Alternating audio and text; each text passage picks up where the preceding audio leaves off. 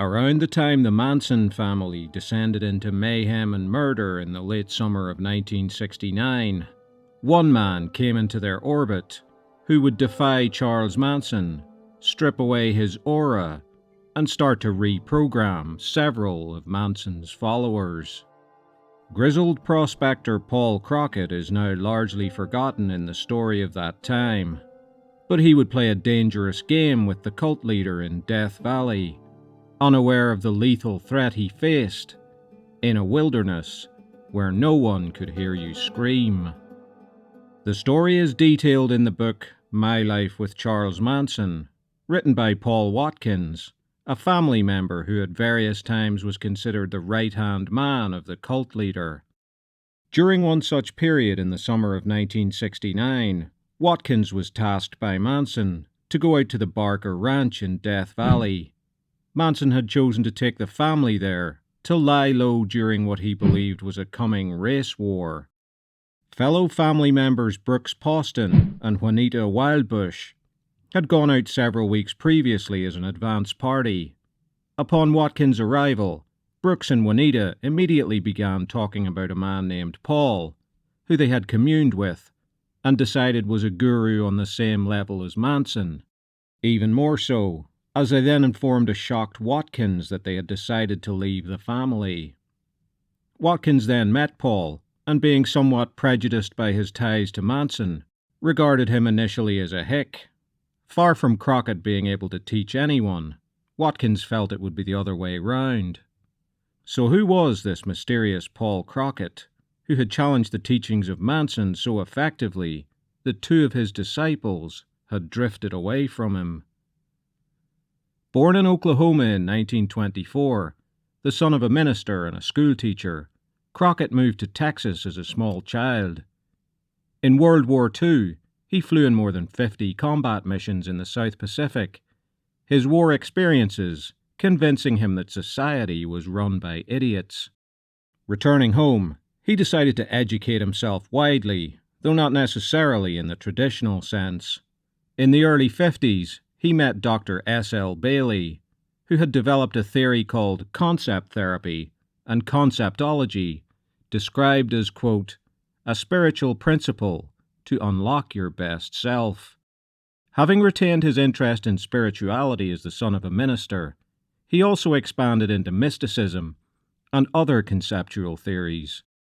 He began working with Ruth Drown, a former nurse and licensed chiropractor, who had developed what she called a radiotherapy box that used so-called radionics to cure any ailment.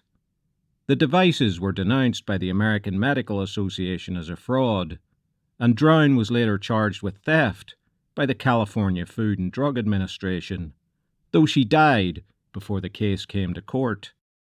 In a search for fulfillment and to escape a society which Crockett was contemptuous of, he became a gold prospector, largely in Death Valley, with some periodic success, despite employing some unorthodox methods to find gold. This was how he had arrived at Barker Ranch in 1969 and met Brooks Poston. Crockett was disturbed by Poston's recitation of the Manson family teachings and believed that Poston had been brainwashed. After hearing about Manson's helter-skelter ravings, Paul decided that he needed to help Brooks.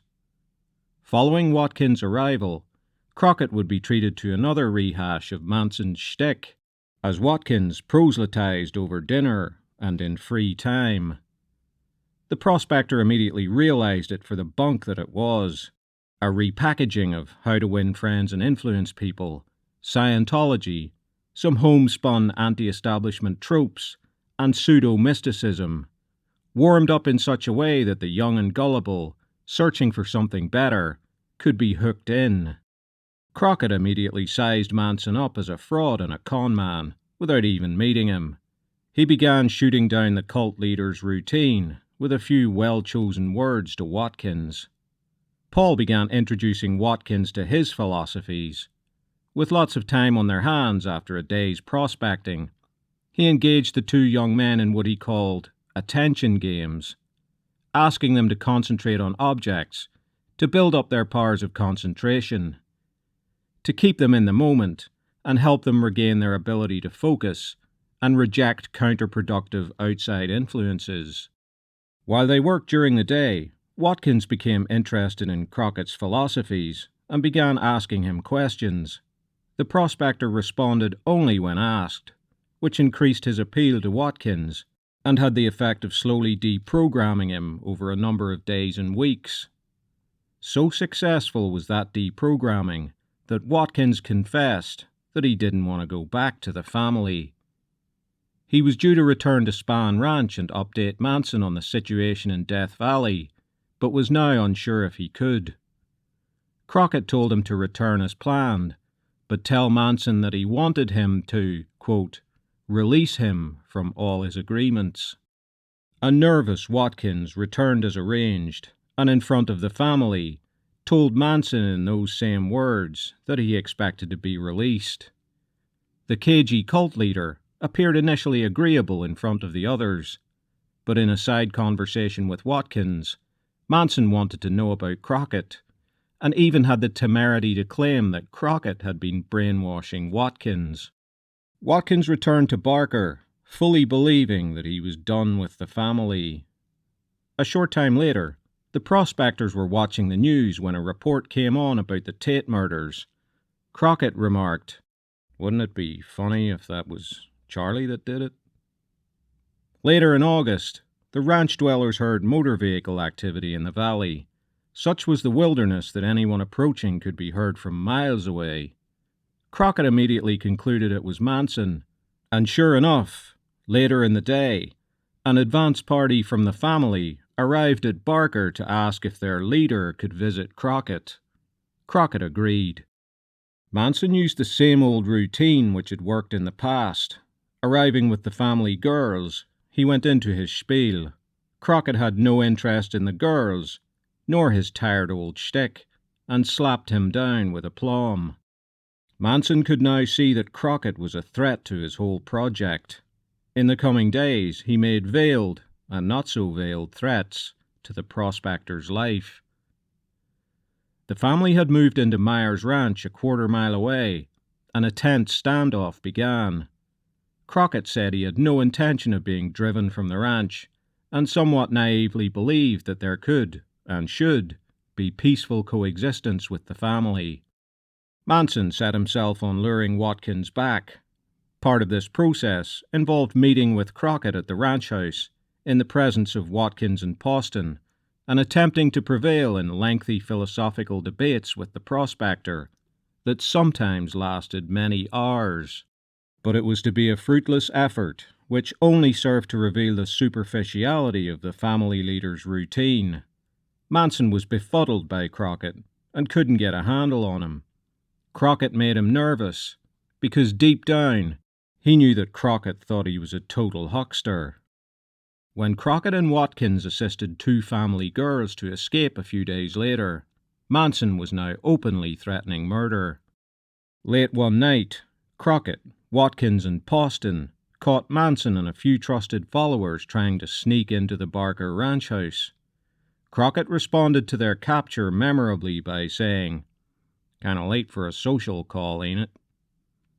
They tried it again 2 nights later, with a similar lack of success.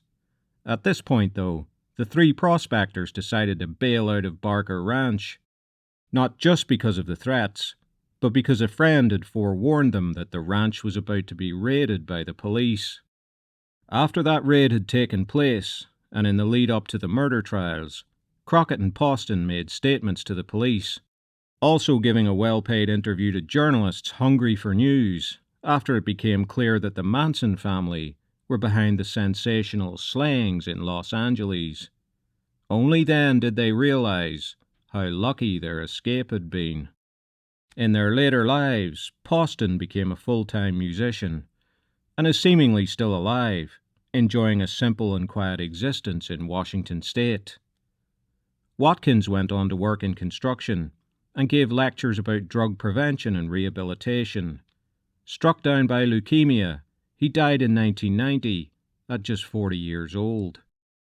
Crockett eventually married and also moved to Washington state, founding a place of spiritual retreat which helped many people fleeing from cults and difficult situations, although this was not its stated purpose.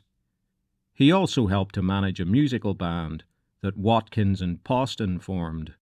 He died in 2014, aged 89.